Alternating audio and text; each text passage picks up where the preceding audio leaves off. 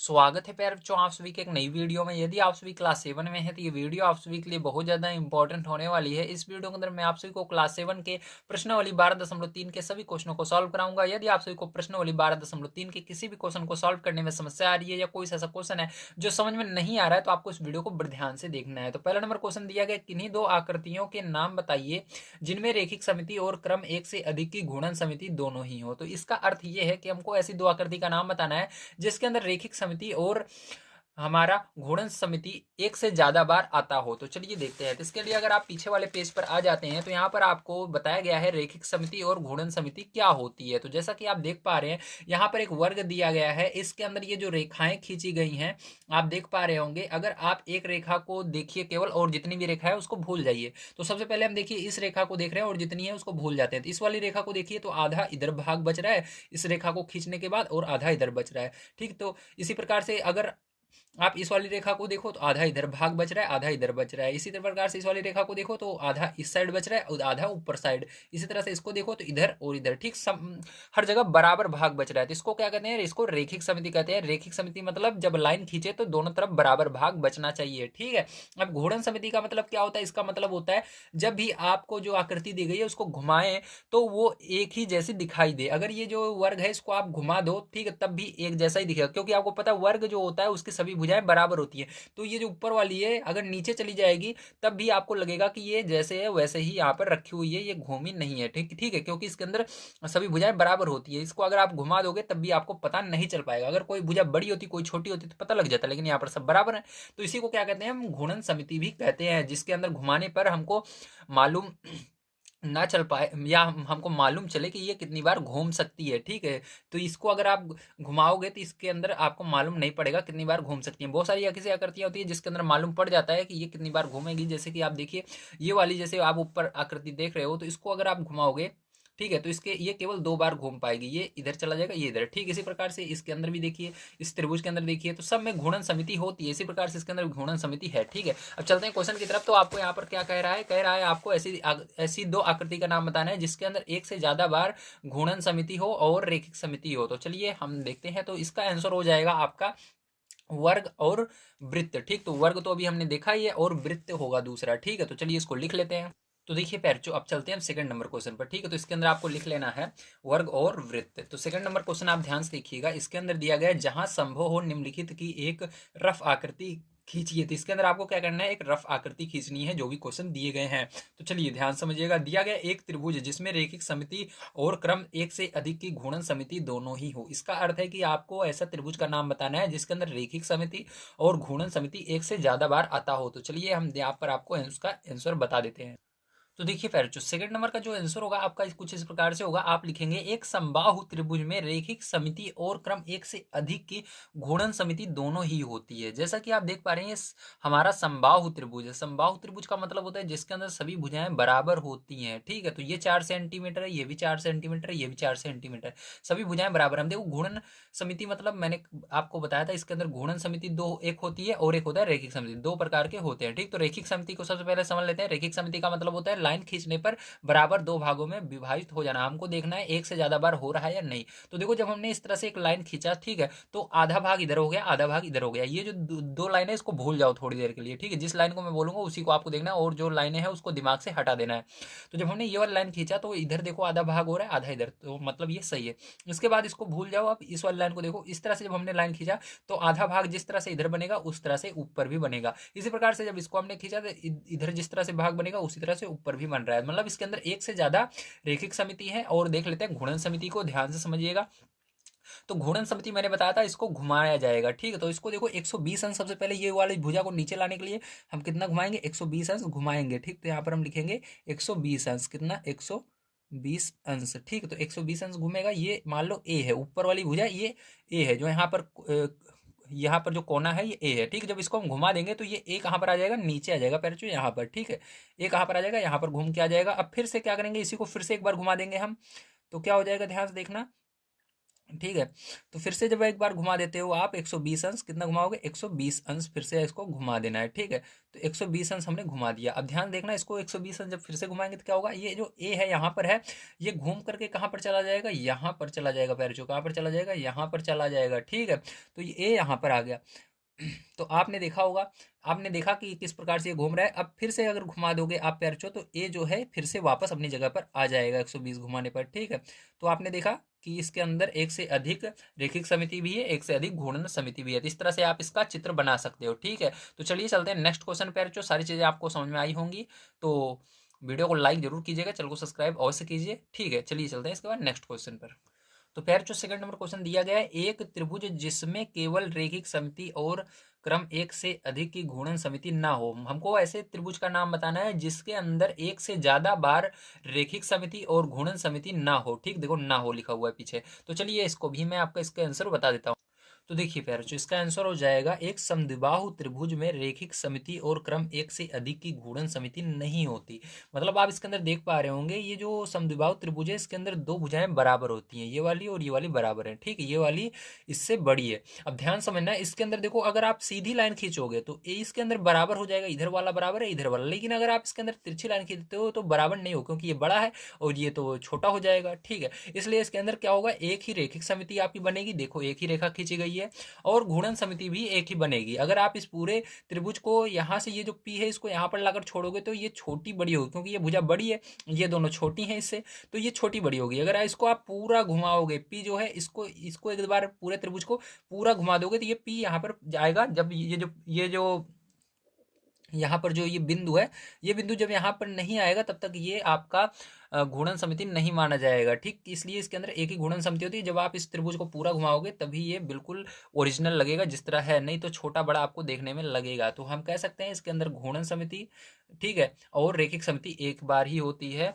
और इसके अंदर एक से अधिक बार नहीं होती है। तो चलिए चलते हैं इसके थर्ड नंबर क्वेश्चन पर, देखते हैं क्या है, उसको पढ़ते हैं पैरचो और उसको भी हम सॉल्व कर लेते हैं।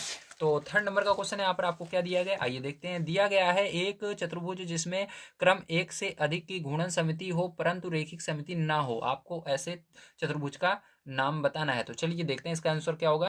तो देखिए फिर जो लास्ट वाले का क्वेश्चन जो होगा, उसका आंसर आप इस प्रकार से लिखेंगे, एक चतुर्भुज जिसमें क्रम एक से अधिक की घूर्णन समिति हो परंतु रेखिक समिति ना हो संभव नहीं है। ध्यान रखना, जिसके अंदर अगर उसकी रेखिक समिति हो रही है एक बार, तो उसकी घूर्णन समिति, मतलब उसके अंदर या तो रेखिक समिति या घूर्णन समिति कोई भी कहे ना हो, तो ध्यान रखना ऐसा हो ही नहीं सकता। होगा तो दोनों होगा। अगर रेखिक समिति कह रहा है एक बार होने के लिए, तो एक बार रेखिक समिति होगा, तो एक बार घूर्णन समिति भी होगा। अगर जैसे यहाँ पर कह रहा है घूर्णन समिति एक बार होनी चाहिए, तो घूर्णन समिति है तो उसके अंदर एक बार रेखिक समिति भी होगी, 100% है। अगर ऐसा कह रहा है ना हो, ठीक, ये एक बार भी ना हो, तो ऐसा नहीं हो सकता, एक बार तो जरूरी होता है। ठीक है, तो चलिए हम देखते हैं इसके बाद इसका अगला क्वेश्चन जो है 4 नंबर का, फिर जो क्या है, आइए इसको भी हम सॉल्व कर लेते हैं। तो 4 नंबर का क्वेश्चन आइए सबसे पहले पढ़ लेते हैं, देखते हैं क्या दिया गया है। तो आपको 4 नंबर क्वेश्चन दिया गया, एक चतुर्भुज जिसमें केवल रेखिक समिति हो और क्रम एक से अधिक की घूर्णन समिति ना हो, आपको बताना है। ठीक है, तो चलिए देखते हैं। तो देखिए फिर जो इसका आंसर हो जाएगा 4 वाले का, एक समलंब में केवल रेखिक समिति होती है और क्रम एक से अधिक की घूर्णन समिति नहीं होती। ठीक है, अब रेखिक समिति को समझिए, देखो इसके अंदर एक ही रेखिक समिति होती है, आपको पता है, क्योंकि ये जो भुजा है ये बड़ी है, ये वाली छोटी है। अगर आप इसको घुमा दोगे तो ये कहीं से भी बराबर नहीं होगी। ठीक है, इसीलिए इसके अंदर जब आप 360 मतलब इसको पूरा एक बार एक चक्कर घुमाओगे, आर जो है तभी यहाँ पर आएगा, तभी ये आपकी घूर्णन समिति मानी जाएगी। ठीक है, जैसे ही आर यहाँ पर है, अगर ये आर यहाँ पर जाएगा तभी आपका ये टेढ़ा मेढ़ा दिखेगा, ये वाला यहाँ पर आर आ जाएगा तब भी टेढ़ा मेढ़ा दिखेगा, यहाँ पर भी। जब ये आर वापस से अपनी जगह आएगा तभी ये जिस तरह से है इसी तरह से दिखेगा। ठीक है, इसको पूरा जो घुमा रहे हैं एक राउंड, इसको 360 अंश कहते हैं। ठीक है, तो यहाँ पर आप लिख भी सकते हो कितने हम घुमा रहे हैं, 360 अंश इसको घुमाएंगे, 360 अंश। ठीक, तब ये अपना घूर्णन समिति में वापस आ जाता है। तो चलिए चलते हैं इसके बाद अगले क्वेश्चन पर, आपको इस तरह से बना लेना है, आपका आंसर सही हो जाएगा। अगला क्वेश्चन देखते हैं क्या है और उसको भी हम हल कर लेते हैं। तो अगला क्वेश्चन यहाँ पर आपको क्या दिया गया, आइए सबसे पहले पढ़ते हैं। तो नेक्स्ट क्वेश्चन आपको दिया गया है तीसरा नंबर, यदि किसी आकृति की दो या अधिक समिति रेखिक हो तो क्या यह आवश्यक है कि उसमें क्रम एक से अधिक की घूर्णन समिति होगी। तो इसको आपको बताना है। तो चलिए इसका आंसर मैं आपको बता देता हूँ। तो देखिए फिर जो आपको आंसर में क्या लिखना है, हाँ, क्योंकि केंद्र से जाने वाली प्रत्येक रेखा एक सममित रेखा होती है और केंद्र से इसकी घूर्णन समिति संभव है। ठीक है, तो आपको इस तरह से इसका आंसर लिख देना है। चलिए चलते हैं इसके बाद अगले क्वेश्चन पर, देखते हैं क्या है और इसको किस प्रकार से करेंगे। तो अगला क्वेश्चन आपको 4 नंबर का दिया गया है, रिक्त स्थानों को भरिए। तो पैर इसके अंदर आपको रिक्त स्थान को भरना है। जैसा कि आप यहाँ पर देख पा रहे हैं, आपको आकार दिया गया है। ठीक है, इसके अंदर आकार में क्या है, वर्ग है, आयत है, ठीक है, समचतुर्भुज है, समबाहु त्रिभुज है, सम षष्ठभुज है और वृत्त है और अर्धवृत्त है। इसके आपको क्या बताने हैं, इसके आपको घूर्णन का केंद्र बताना है, घूर्णन समिति का क्रम बताना है, घूर्णन का कोण बताना है। ठीक है, और कुछ है नहीं, बस इतना ही है। तो आइए इसको देखते हैं किस प्रकार से आप इसको बताएंगे। तो देखिए फिर जो यहाँ पर जो भी चार्ट दिया गया था उसको मैंने बना लिया है, लेकिन इसके अंदर एक चीज़ है कि इसके अंदर स्टार्टिंग मैंने ध्यान नहीं दिया। इसके अंदर जो था घूर्णन का केंद्र ये नंबर 1 पे था। ठीक है, इसका जो कॉलम देखिए, बॉक्स जो है छोटे छोटे हैं, इसलिए मैंने क्या किया, पहले वाले को लास्ट में कर दिया। इसको घूर्णन का केंद्र इसको मैंने यहाँ पर पहले पे था, इसको लास्ट में लिख दिया। ठीक, तो लास्ट में इसको मैं लिख कर दिखाऊंगा। ठीक है, तो कोई दिक्कत नहीं है, आप इस तरह से भी लिख सकते हो। ठीक है, तो ये आपको एक चीज़ ध्यान देना है किस प्रकार से करेंगे, बस। ठीक है, अब देखिए ध्यान से। तो यहाँ पर देखिए घूर्णन समिति का क्रम, अब पहले क्रम सबका देखेंगे। वर्ग का क्रम क्या होगा, वर्ग का क्रम में आपको 4 लिख देना है। ठीक, इसका क्रम क्या होगा, 4 होगा, ध्यान रखना है। उसके बाद देखिए आपका आयत का क्रम कितना होगा, कितनी बार वो घूम सकता है आयत, आयत जो है 2 बार घूम सकता है। और समचतुर्भुज भी 2 बार घूम सकता है। और समबाहु त्रिभुज जो है ये 3 बार घूमता है। और उसके बाद समषष्ठभुज जो होता है, इसको मैंने आपको चित्र बनाकर भी दिखाया था, समबाहु त्रिभुज या समबाहु त्रिभुज का मैंने दिखाया था आपको। ठीक है, तो अब देखो समषष्ठभुज में क्या लिखोगे, समषष्ठभुज जो होता है ये 6 बार घूम सकता है। ठीक है, और जो आपका वृत्त होता है ये अनंत बार घूम सकता है, आपको पता ही नहीं चलेगा ये कितनी बार घूम रहा है। आपको पता है वृत्त जो होता है इसको आप अनंत बार घुमा सकते हो। ठीक है, इसके अंदर घूर्णन कितनी बार होता है, अनंत बार होता है। और जो आपका होता है अर्धवृत्त होता है ये 1 बार केवल घूम सकता है। ठीक है, अब देखो इसका घूर्णन का कोण क्या होता है, ध्यान समझना, कितने पर घूमता है ये, तो ये आपका 90 अंश पर घूमता है भैया 1 बार। ठीक है, और आयत जो होता है ये 180 अंश पर 1 बार घूम, मतलब 180 अंश करोगे तो 1 बार घूम जाएगा। ठीक है, जितनी बार 180 करते जाओगे 2 बार केवल इसको घुमा सकते हो, तो इसको 4 बार घुमा सकते हो। 90 90 90 90 360 अंश होता है टोटल। ठीक है, अब देखो इसके अंदर फिर घूर्णन का कोण इसके अंदर क्या होगा, इसका हो जाएगा, इसका भी 180 होगा अंश। ठीक है, और इसका 120 अंश होगा, और इसका 60 अंश होगा, और इसका ये प्रत्येक बिंदु पर घूम सकता है। ठीक, इसलिए ये अनंत बार है, तो प्रत्येक बिंदु पर। ठीक है, इस तरह से लिख देना। और ये कितने पर होती है, 360 अंश पर 1 बार। ठीक है, तो चलिए घूर्णन का केंद्र, ठीक है, घूर्णन का केंद्र क्या है इसको भी बताना है, तो इसको मैं लिख देता हूँ ताकि समय बचे आपका, फिर उसके बाद मैं आपको बताता हूँ। तो देखिए बच्चों, ये जो है इसको आपको पहले नंबर पर लिखना है, लास्ट वाले को। ठीक है, ऊपर देखिए इतना लिख, यहाँ पर स्पेस इतना नहीं था इसलिए ना आता, इसलिए यहाँ पर मैंने नीचे लिखा है। देखो इसका आंसर क्या हो जाएगा, वर्ग वाले में आपको लिखना है। ठीक है, वर्ग वाले में आपको क्या लिखना है, इसके अंदर दिया हुआ घूर्णन का केंद्र, तो इसके अंदर वर्ग वाले में लिखना है विकर्णों का प्रतिच्छेद बिंदु, आयत वाले में लिखना है विकर्णों का प्रतिच्छेद बिंदु, सम चतुर्भुज में भी लिखना है विकर्णों का प्रतिच्छेद बिंदु, समबाहु त्रिभुज में आपको लिखना है मध्यिकाओं का प्रतिच्छेद बिंदु, सम षष्ठभुज में लिखना है विकर्णों का प्रतिच्छेद बिंदु, वृत्त में लिखना है केंद्र, और अर्धवृत्त में लिखना है व्यास का मध्य बिंदु। ठीक है, तो यहाँ पर आपका क्वेश्चन नंबर 4 समाप्त होता है। चलिए चलते हैं इसके बाद नेक्स्ट क्वेश्चन पर। 5 नंबर देखते हैं क्या है, इसको भी हम हल कर लेते हैं। तो 5 नंबर क्वेश्चन है, ये पढ़ते हैं, देखते हैं क्या है। तो 5 नंबर क्वेश्चन दिया गया, ऐसे चतुर्भुजों के नाम बताइए जिनमें रेखिक समिति और क्रम एक से अधिक की घूर्णन समिति दोनों ही हो। ठीक, तो आपको बताना है, तो चलिए इसका आंसर बता देते हैं। तो देखिए बच्चों, इसका आंसर क्या हो जाएगा, 5 वाले का आपका आंसर हो जाएगा, वर्ग में रेखिक समिति और क्रम एक से अधिक की घूर्णन समिति ही दोनों होती हैं। ठीक है, अब इसके अंदर आपको पता है वर्ग जो होता है इसके अंदर रेखिक समिति और घूर्णन समिति एक से ज्यादा बार होती है। इसको पहले वाले क्वेश्चन में हमने देखा था। आप देखिए यहाँ पर मैं इसका आपको चित्र बनाकर दिखा दे रहा हूँ। तो यहाँ पर देखिए रेखिक समिति इसके अंदर एक से ज्यादा बार आपकी आ रही है। ठीक, कितनी सी रेखाएं जा रही हैं, और घूर्णन समिति भी इसके अंदर कई बार है। एक बार यहाँ पर आएगा 90 घुमाओगे, ये वाली भुजा यहाँ पर आ जाएगी, फिर ये वाली यहाँ पर, फिर यहाँ पर, मतलब 4 बार इसके अंदर घूर्णन समिति भी है, 1 2 3 4 बार। ठीक है, तो सारी चीजें समझ में आ गई, वेरी गुड। अगर आप चाहो तो इसका चित्र बना सकते हो, नहीं बनाओगे तब भी आपका आंसर जो रहेगा सही रहेगा, पूरे नंबर मिलने वाले हैं।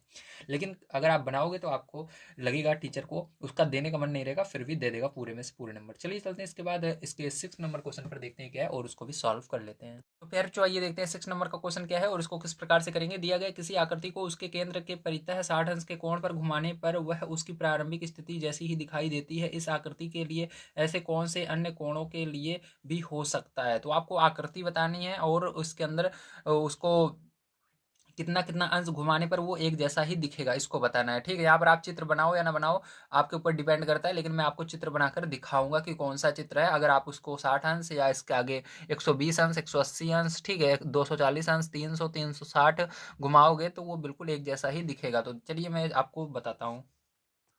तो देखिए बच्चों, इसका आंसर आप इस प्रकार से लिखेंगे। इस आकृति में 120 अंश, 180 अंश, 240 अंश, 300 अंश, 60, 360 अंश आदि कोण हो सकते हैं। ठीक है, ये आपका षष्ठभुज है, यहाँ पर देख सकते हैं आप। इसको चाहे 60 अंश के, क्योंकि 60 अंश आपको पहले से बुक में दिया गया है, 60 अंश अगर आप इसको घुमाएंगे तब भी ऐसा लगेगा कि ये अपनी प्रारंभिक स्थिति में है, मतलब जिस तरह पहले बना हुआ था उसी तरह से। अगर आप 120 अंश घुमाएंगे इसको तब भी लगेगा जैसे है उसी तरह से है। 180 अंश घुमाएंगे तब भी, 240 घुमाएंगे तब भी, 300 घुमाएंगे तब भी, 360 घुमाएंगे तब भी। ठीक है, तो इस तरह से, लेकिन इसके अंदर एक बिंदु आपको कहीं ना कहीं पर मानना पड़ेगा। तो चलो यहाँ पर हम एक बिंदु मान लेते हैं पी। तो ये मान लीजिए आपका ऊपर वाला पी बिंदु है। ठीक, यहाँ पर तभी आपको जब घुमाओगे तो आपको पता लगेगा हाँ घुमा हुआ है। लेकिन आपको देखने में पी को अगर आप थोड़ी देर के लिए हटा दोगे दिमाग से तो लगेगा जैसे मैंने पहले बनाया था, बिल्कुल उसी तरह से ये बना हुआ है। ठीक है, तो चलिए चलते हैं नेक्स्ट क्वेश्चन पर, देखते हैं क्या है और इसको किस प्रकार से करेंगे, ध्यान से आप समझेंगे। ठीक है, तो दिया गया आपको 7 नंबर लास्ट क्वेश्चन। क्या हमें कोई ऐसी